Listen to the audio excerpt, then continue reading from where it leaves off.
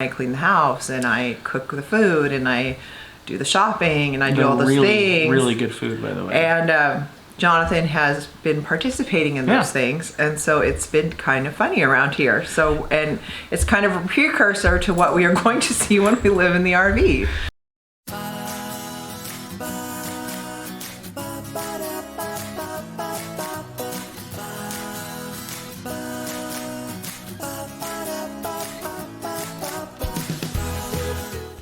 Hi guys, I'm Lynn. And I'm Jonathan. And we are Create and Capture Life. Welcome to week 31 of our 52 weeks to full-time RV life, which is currently on a detour thanks to the California quarantine due to the coronavirus, COVID-19, whatever you want to call it. The China virus. No matter what you want to call it, we're on a little detour right now because we are quarantined. It doesn't mean we're stopping what we're doing. It doesn't mean, as far as we know, depending on finances, how long this goes, we still are on track for our 52 weeks to full-time RV life. But it's funny because things have changed, because Jonathan's only working 2 days a week out of the house. The other 3 days a week he works here, and then obviously he's off 2 days. Yeah. I typically work from home unless I'm shooting on location. I'm typically at home editing and things like that. So to me, being home is the norm. Plus I'm an introvert and I like being at home and I don't get bored and I enjoy not being surrounded by people. So for me, this is everyday life, and except for having to make excuses about why I can't go places, because I'm not feeling well, or whatever the reason is that I can't go places, or I'm just not up to it that day. Now I just don't have to say anything because everybody's staying home. So everybody's locked in. So for all of us introverts out there, it's, this isn't bad. Yeah. Being at home. And I'll be that's honest. whiskey back there this time. Usually it's Shadow.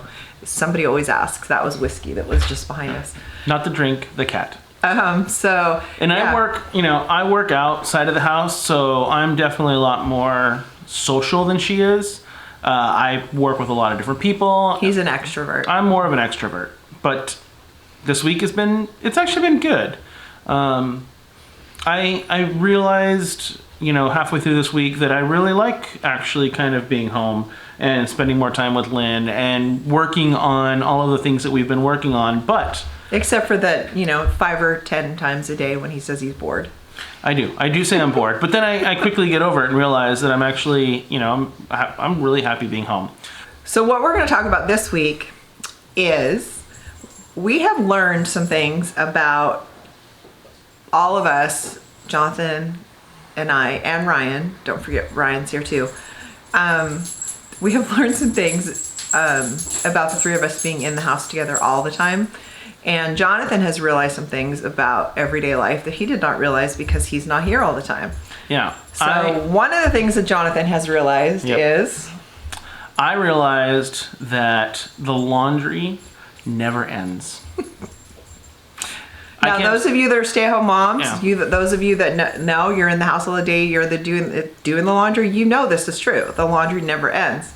He somehow never realized that until he started helping with the laundry. And the other day he made the comment, like, for God's sakes, it never ends. It's like, it's laundry, it doesn't end. And I have not been wearing a lot of clothes, and we'll get to that in a second, but he's been wearing clothes, just not a lot of different clothes. Different clothes, right? Yeah. Save the comments. He's been wearing clothes, just not a lot of different clothes. Sometimes I'll just walk around naked. He's not, because Ryan would throw up. No, there's too many windows too. And Ryan would throw up. Yeah, whatever. And we have a puppy, so that could get dangerous. He likes to bite things. Anyways, next. So the other thing I didn't realize, and I kind of did, but I didn't realize it to this extent. How often we do the dishes, how many loads of the dishwasher, and that kind of scares me a little bit, because I know when we live in the RV, when we've downsized everything, our plates, our cups, all of those things will be limited, and we won't have a dishwasher anymore. Yes, I know there's people out there that are going, you can get a dishwasher in your RV. Yeah, we're not going to waste that space. I usually do the dishes. I actually enjoy doing dishes. I don't enjoy putting them away for some reason, but I enjoy doing the dishes. Yeah. So to me, doing dishes is fine. But he has suddenly realized that there are always more dishes too. There is. And So that's kind of funny. Every time I fill up the dishwasher and turn it on, I walk away for 5 minutes and I come back downstairs and I look and there's like 4 things in the in the sink. And I'm like,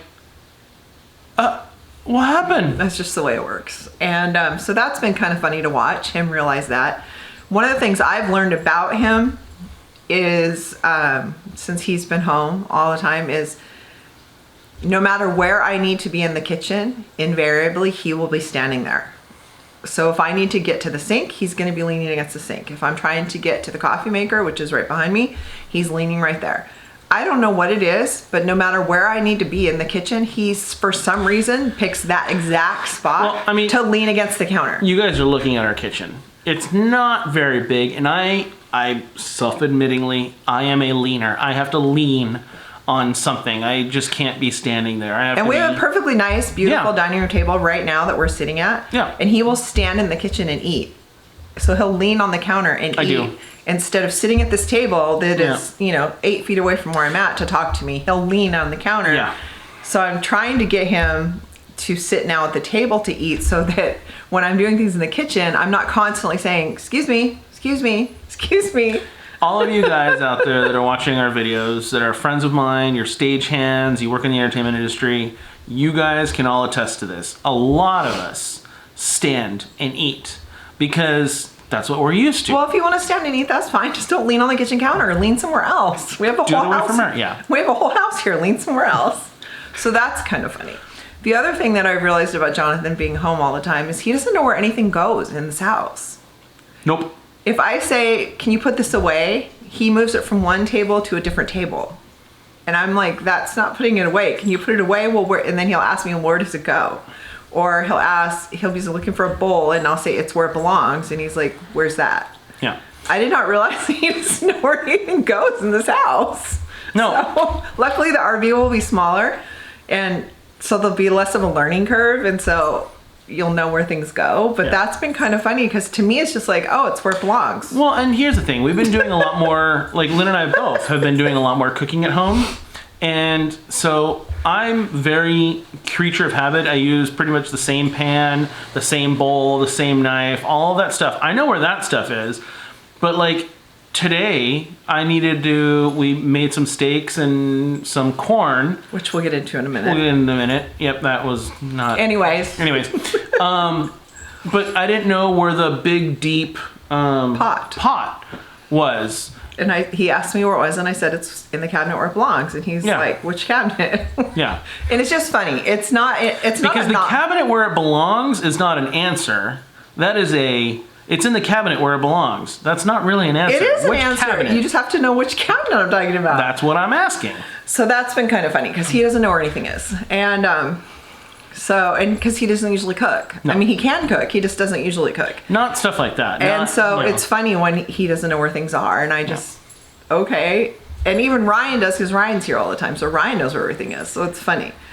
It's just an interesting learning curve. Yeah. I did not realize. The other thing I learned today about our house is when Jonathan made dinner is that all of our smoke detectors work in the house. And all of our cats are terrified of smoke, fire, smoke. I did not catch the kitchen on fire. So, look, the kitchen is right behind. It didn't catch it on fire. So I did learn that today, that yes, all of our smoke detectors do work and the cats are terrified of smoke. So, I was taking a shower. Jonathan said he was going to make dinner. So I said, I'm going to go take a shower then while you start dinner. I'm in the shower. I couldn't even finish taking a shower because I got smoked out of the bathroom.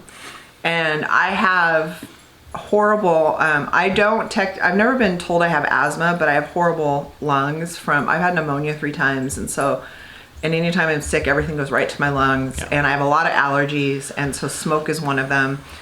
And so I was in the shower and I started coughing like crazy and smelling smoke. So I couldn't figure out what was going on. So I didn't even finish taking a shower. I jumped out of the shower, got dressed.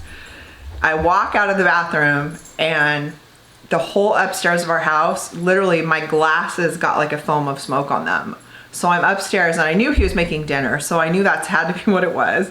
So rather than coming down here and giving him a hard time, I left it alone and I just went upstairs. I turned on all the fans, opened all the windows, tried to like air out the upstairs. And then finally said like, "Are you almost done making dinner?" He yelled downstairs, "Are you almost done making dinner?" Right about then, the smoke alarm went off. And he's like, "Yes, I'll be done in about 15 minutes. And I said, "Okay." And I just left it at that. So he can tell you what happened because I still don't know because I didn't ask. So but- basically we bought these really good ribeye steaks from Costco because we figured, why not? And let's be honest, all the rest of the meat was gone And all the at rest of the Costco. meat was gone, yeah. I couldn't find any tri-tip or even flank steak or anything like that. So I was like, let's get some ribeyes. So I've never cooked ribeyes on a cast iron skillet. And I cooked them on a skillet, and the recipe that I found online said to put some olive oil on it. And I think the olive oil just might have been a little too much. So I knew better. I know olive oil is a smoky oil, but I trusted the recipe, and well, there you go. Smoked out the house. Yeah, so for a good 2 hours, we had every door, window, fan, everything on in the house. But It still smells like smoke in the house. the steaks were delicious. The steaks were good. Although now I do fear that the laundry some of it will have to be redone because it does smell like smoke now. Crap. So speaking about laundry never being done, I have a feeling that we'll be doing more laundry because it all smells like smoke. So that was funny to me. Yep. So then he said, "Yeah, if I ever cook steaks in the RV, I'm going to cook them outside." And I told him, "If you ever cook anything when we have the RV, you're cooking outside." Yes. Because this is not the first time this has happened. And That's the first time I've smoked out the house. no, it's not. But it's the first time it's been to that degree. Okay, yeah. And so it's interesting. But Yep. it's the things you learn when you're home together. Yep. And then the other thing that I learned, and I'll be completely honest, was I do not have enough leisure wear. Athleisure wear. Athleisure wear. I had to tell him anything. I had to tell him that that's the fashion way to say that is he doesn't have enough athleisure wear. I think I own one pair. Now, No. we went to Costco. You actually have two because you have black pair and you have the ones you're wearing. So you have two pairs of sweats. But was the black ones the one that I have? Yeah. No, the black, you had did I? black ones. Yeah. Oh. So I have two pairs. I had two pairs of sweatpants. Now I have a third because we went to Costco and they had them on sale. So I'm feeling a little better about my casual. Your athleisure game. Yeah, my casual wear, which is going to come in, huge later because I don't know what. Jump in, those of you guys that are full-time RVers, and let us know, what do you wear when you're like on your travel days? Because I feel that sweatpants and tennis shoes. That sounds right? I don't know. Let us know. Because I'm kind of curious what people wear, on their travel days when they're relocating from one place to another. I don't know. Let us know. It's funny. So we had to go get him some more athleisure wear. So yeah, it's been interesting being home. The other thing have learned in the last week is that the RV that we're looking at, the RV that we have picked out, and I can never remember what it is, the model and all that, but it's a Tiffin, it's a bunkhouse. Anyway, has 2 bathrooms, well, bath and a half. This week has made me realize that we made the right choice. We need 2 bathrooms if we're all together all the time with 3 adults. We need to have 2 bathrooms. So I'm glad we chose that model, and hopefully it all works out financially when all this is said and done, because who knows with not getting paid and everything, what's going to happen in the long run. But we were really, really, really wanting to order and buy brand new. But I'm going to tell you guys, and this will be, something that Lynn and I have to have a lot of conversations about. Once we get closer to that time frame, I'm going to probably listen to what a lot of you have said. And if we have to buy used, just to get on the road, I'm not completely opposed to buying used. It's just So, all really going to depend on what happens Yeah. to the housing market. Yeah. Right now, we are upside right in a good way on our house. Yeah. That may change in a couple months. Yeah. But according to our realtor and other financial people that I've spoken to, that's not going to make a big difference. And hopefully that's true. And Yeah. they said, especially where our house is located and everything else, it won't make a big difference. And if that's true, then we'll stick to the original plan. Yeah. But it all remains to be seen. It all depends. You know, it all remains to be seen. Anything what happen. happens with the coronavirus Yep. situation and all of this kind of thing. So we'll see. Yeah. But definitely need the bath and a half. It's going to be really important. Yeah. So those are just some funny things that we have figured out being in the house together. And you guys are probably wondering, what kind of things I've learned about Lynn. I'll be completely clear. I haven't learned too much. I already knew. I'm an open book. I already knew. So. He knows I don't wake up until the afternoon because I have horrible sleeping habits and I have a horrible time sleeping. So he doesn't bother me, and invariably I will wake up no matter what time it is. And somehow I always wake up around 2:00. I don't know what that is, but he's usually on his computer or something. And my first question is, "What time is it?" Yep. It's always 2:00. It's always 2:00. It's always 2:00, no matter what I do.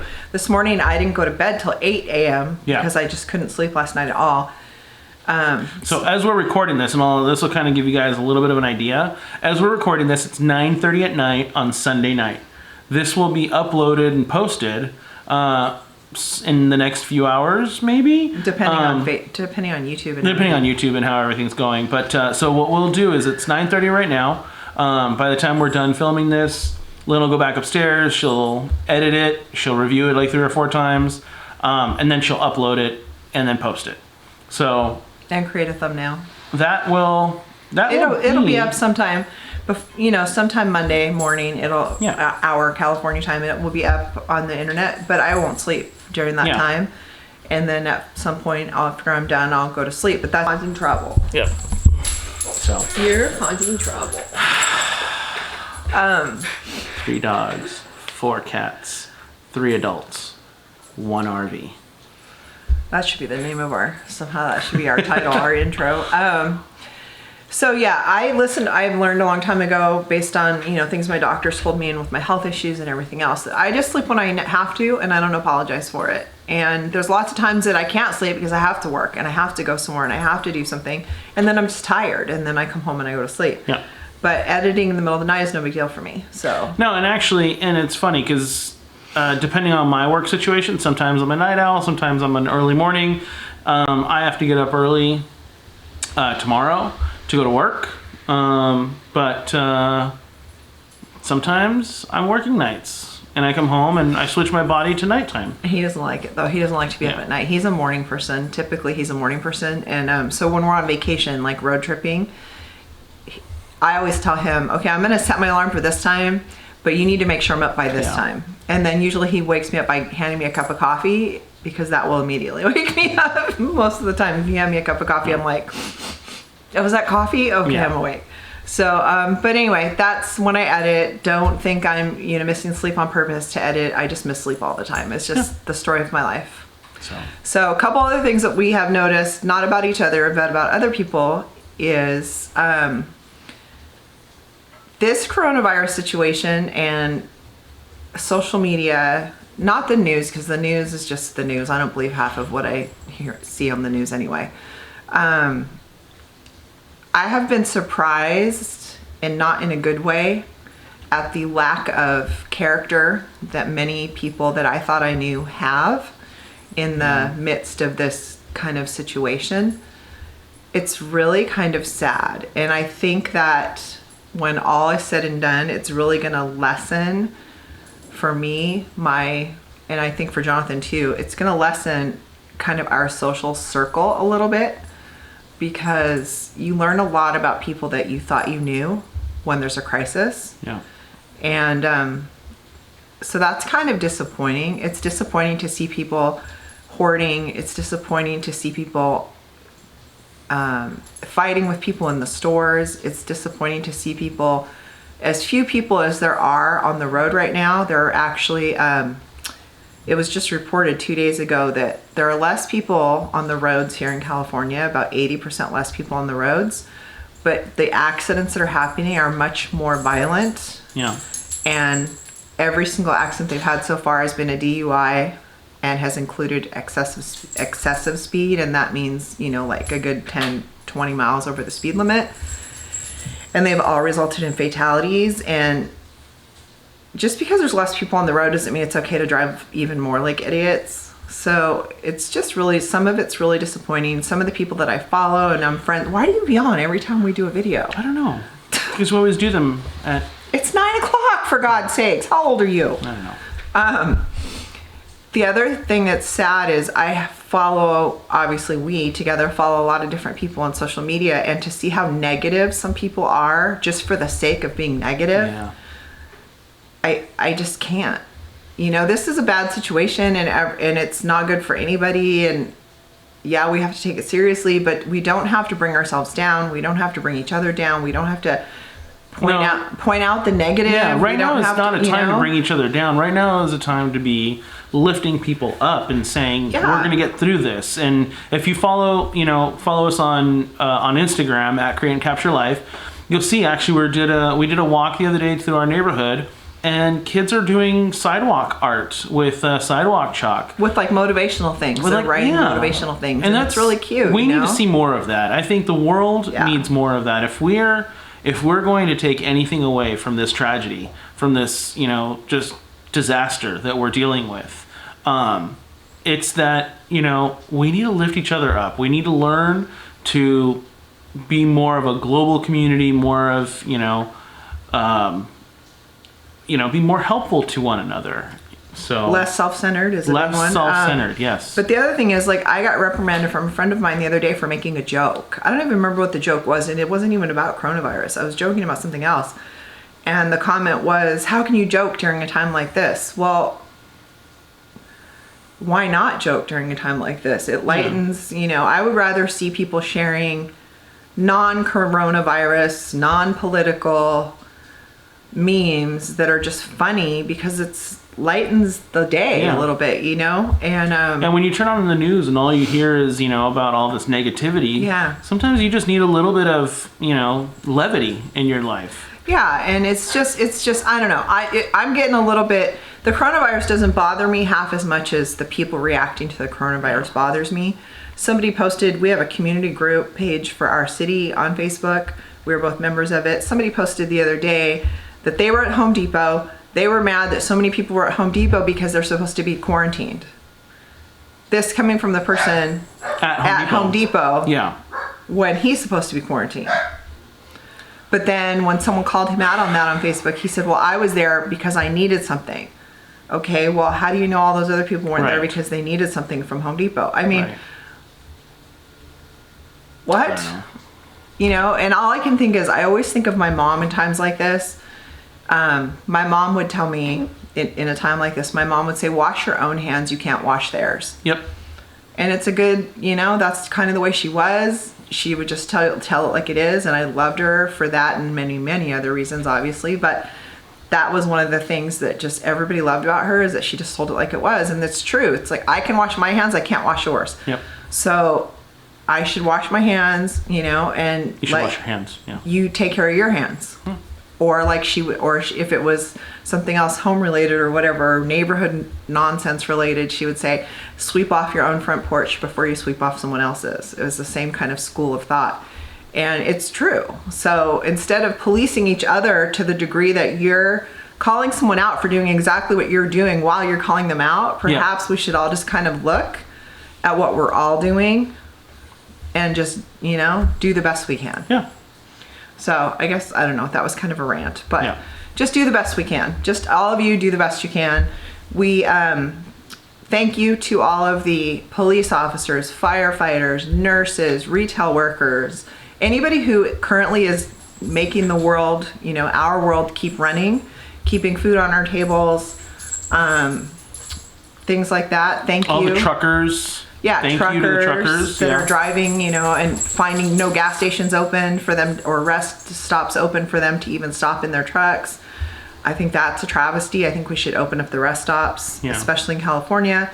We should open up the rest stops and at least allow the truckers there, even if you close off the utility or the facilities, but at least let them park there. To our neighbor, Terry, who is literally on the front line of this because she's a nurse and she's a respiratory therapist. So she literally is on the front line of this respiratory disease. Please take care. You're in our thoughts. She's had the weekend off, thank goodness. So she was getting some rest this weekend, but please take care of yourself. Yeah. Our other neighbor, Daniela, who also works at our local hospital, please take care of yourself. She's currently out of town, but she'll be back and have to go back to work in about a week. So when you do get back, take care of yourself. Yeah, both of you guys are obviously in our prayers every night. So beyond that, for our friends that are out there RVing, please take care of yourselves. Please watch where you're going. Please call ahead if you have reservations places. I know that a lot of places are closing. A lot of them are kicking people out in the middle of the day. Yeah. We've heard from some people that, they've had the camp host come up to them and say, you need to get out by tonight because we're closing the park. Those kinds of things. It's happening a lot in California. So if you're headed this way, make sure you're checking because they are taking over a lot of RV resorts to house people. Yeah. So if you're coming this way, keep an eye on that. And please take care of yourselves. Drive safe. Stay healthy. And is that it? Wash your hands. And for our friends at Disney, we miss you guys. We know a lot of you watch our videos. We miss you guys. Hopefully we'll see you back at work soon. We hope you're doing well. For those of our friends who we do know, non-Disney related, but we do have a few friends who have been tested for coronavirus and still are awaiting results. We hope the best for you and for your results and for your families. Like I said, those are non-Disney related people. So don't take our video and say someone from Disney, because they're totally separate. But to those of you out there waiting for your results, we're crossing our fingers for you, hoping for the best. Yeah, and actually, even if it's a positive result, we're just hoping for your, recovery. And for your family, that no one else gets it. And so yeah, all of us, take care of yourselves, take care of your neighbors, be safe, be healthy, and I guess that's it. That's it. We'll All right. see you guys soon. See you next week, and we will do something better or more fun next week. Bye.